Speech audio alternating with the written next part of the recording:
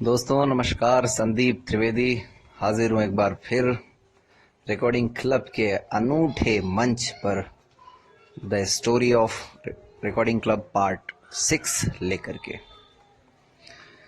तो आप सबको अब तक के ऑडियोज अच्छे लगे, किसी किसी को नहीं भी लगे, तो दोनों ही तरह के साथियों को बहुत बहुत धन्यवाद। पिछली बार कुछ साथियों ने अपनी राय रखी और दोस्तों रिक्वेस्ट है कि जब कभी समय मिले तो आधा एक मिनट इसके लिए ज़रूर निकाला करें, ताकि मुझे भी मज़ा आएगा। और इन दिनों हालात कुछ अच्छे नहीं चल रहे हैं, इसलिए शायद मेरी आवाज़ में आपको वो एक खुशी, एक ताजगी, एक मस्ती जो होती है वो नज़र नहीं आ रही होगी, लेकिन धीरे धीरे आ जाएगी अगर आप सबका साथ रहा तो।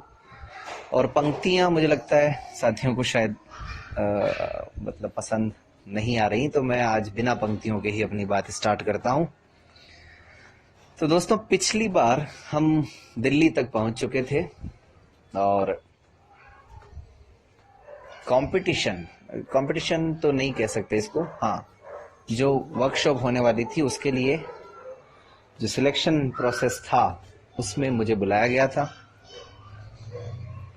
तो साहब जब हम लोग वहां पहुंचे और इंतज़ार किया तकरीबन 12 बजे तक मेरे ख्याल से, फिर कहा गया कि कंप्यूटर पे आपको रिटर्न देना है, माइक्रोसॉफ्ट वर्ड की फाइल होगी, वहाँ क्वेश्चंस होंगे और नीचे लाइन होगी, स्पेस दिया हुआ होगा, उसी में आपको अपना आंसर लिखना है।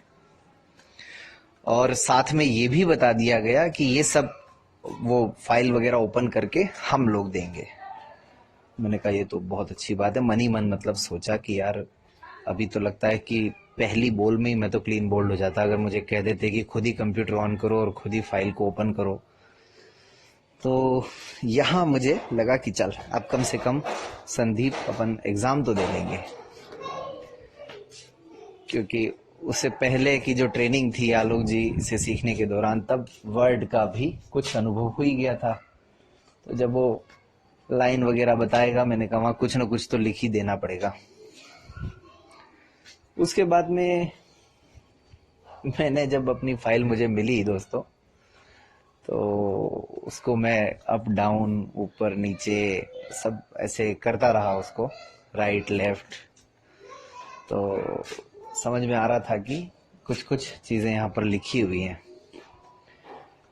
और हेडफोन भी लगा हुआ था।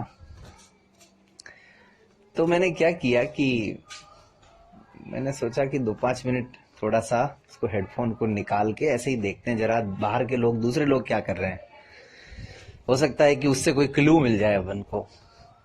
तो मैंने ऐसा ही किया और फिर मतलब 2-3 और लोग भी मेरी तरह ही लग रहा था कि नवसिखिए ही हैं, या फिर मतलब नवसिखिए अगर नहीं भी हैं तो उनको भी कोई दिक्कत आ रही है कुल मिला के। तो वो जो जो पूछ रहे थे मैं उस बात को ध्यान से सुन रहा था। मैंने कहा अच्छा ये यहाँ पर ये चीज़ होगी और ये इसका ये उसको इस तरह से समझाया जा रहा है। तो ऐसे मैं सुन रहा था बहुत ध्यान से। तो मुझे लगा कि ये 50% मेरा काम हो गया। फिर कहा गया कि भाई टाइम इतना है, कम है, बहुत कम है, पता नहीं 10 शायद क्वेश्चंस थे उसमें और एक ही पेज था वो। फिर उसमें कंप्यूटर से रिलेटेड ही क्वेश्चंस थे। तो मैंने उसको देखा, धीरे धीरे जितना मुझे समझ में आया उतना मैंने लिख दिया।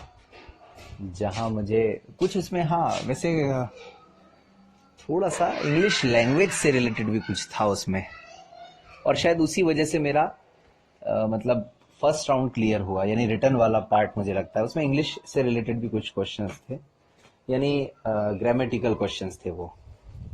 नाउन क्या है, एडजेक्टिव क्या है, वर्ब क्या है इसमें, इस सेंटेंस में, इस तरीके से। तो वो तो मैंने कर ही दिए, और जो टेक्निकल पार्ट वाले थे उसमें भी इक्का दुक्का कर लिए, बाकी मुझे नहीं आए। बहरहाल जो भी हो, बाद में उसी दिन इंटरव्यू होना था और इंटरव्यू के लिए भी मुझे कॉल हो गया। तो साहब इंटरव्यू में जब गए तो इंटरव्यू में मतलब वही है, मेरे हिसाब से तो मुझे लगा बहुत अच्छा इंटरव्यू हुआ है। लगभग आधा घंटा जो जो उन्होंने पूछा मैंने सब बताया, और इंग्लिश भी बोलने की कोशिश की। इंग्लिश ही वो, जैसा हमारे एक साथी ने कहा था कि वो लोग यही चाहते थे कि इंग्लिश पर ज़्यादा ध्यान दिया जाए, तो मैंने भी वो प्रयास किया। टेक्निकल में जो वो मुझसे पूछ रहे थे कंपनीज के बारे में और MS एक्सेल और पावर पॉइंट और ये सब मुझे पूछ रहे थे, तो वो तो मैं कुछ नहीं बता पा रहा था। लेकिन इसके अलावा जो हमारे डे टू डे लाइफ के जो इश्यूज होते हैं, तो जो हमारी एक्सपेक्टेशंस हैं, ऐसी चीज़ें जो वो पूछ रहे थे वो मैंने बड़े अच्छे से धड़ाधड़ बता दी। लेकिन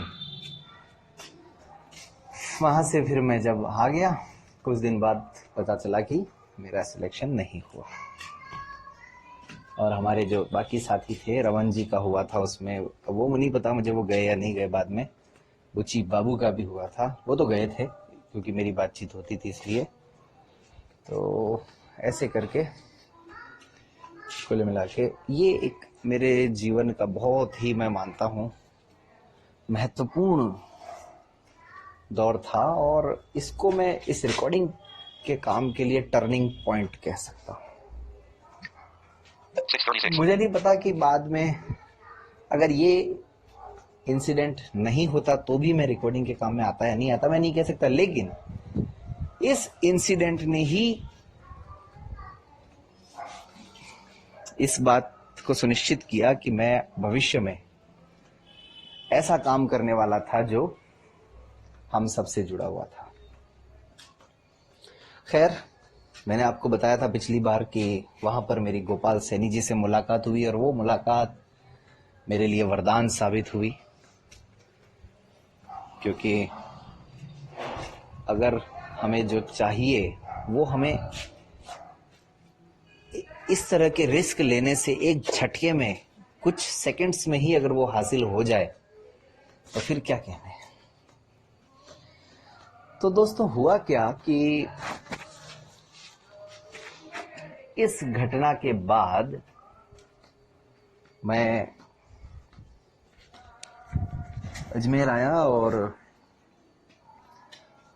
पढ़ाई अपने जैसी चलती है वैसी चल ही रही थी। उस दौरान न्यूज़पेपर पढ़ने का बड़ा शौक था। तो न्यूज़पेपर में पढ़ने को मिलता था कि अजमेर ब्लाइंड स्कूल में NTPC द्वारा कंप्यूटर लैब स्थापित की जा रही है। पढ़ पढ़ के बड़ा अच्छा लगता था, और मन ही मन ये होता था, यार काश अपन ने भी कुछ ढंग का कोर्स किया होता या कुछ नॉलेज होता तो यहीं कहीं जॉब मिल सकती थी। लेकिन ठीक है, सोचने में तो कोई बुराई है ही नहीं दोस्तों। लेकिन फिर मैं ये कहता हूं कि लाइफ में रिस्क जरूर लेना चाहिए। ये दिल्ली जाने का जो मेरा डिसीजन था, ये मुझे भी कहीं ना कहीं अंदाजा था कि कुछ नहीं होने वाला। लेकिन इतना तो था कि मुझे लगता है कि एक मन में ऐसी थी कि शायद कुछ न कुछ नए लोगों से सीखने को मिलेगा, जुड़ने को मिलेगा, नया कुछ कर पाएंगे, कहीं ना कहीं ये चीज काम आएगी, ये मन में एक आशा थी। तो आखिरकार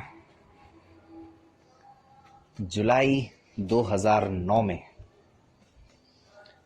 ये बहुप्रतीक्षित NTPC की लैब, लगभग उस समय जो अखबारों में आया था 20 लाख की मदद से तैयार हुई, शुरू भी हुई।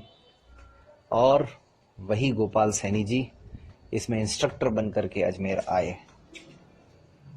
और अजमेर आने के दौरान भी मेरी उनसे मुलाकात, छोटी सी मुलाकात शाम को वॉकिंग के दौरान हुई।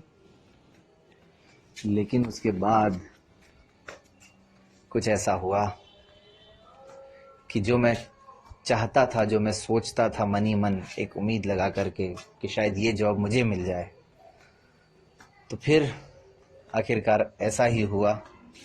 और इसीलिए मैंने कहा कि दिल्ली अगर मैं नहीं गया होता तो ऐसा नहीं हुआ होता। मेरे लिए बहुत आसान हो गया दिल्ली जाने से बिना कोर्स किए। लेकिन वो जो 2 बार जाकर के, दूसरी बार खासकर जाकर के जो रिस्क ली, उसने मेरी मदद की। और वो कैसे, गोपाल जी जब इंस्ट्रक्टर बन के आए तो फिर मैं कैसे बन गया उनकी जगह।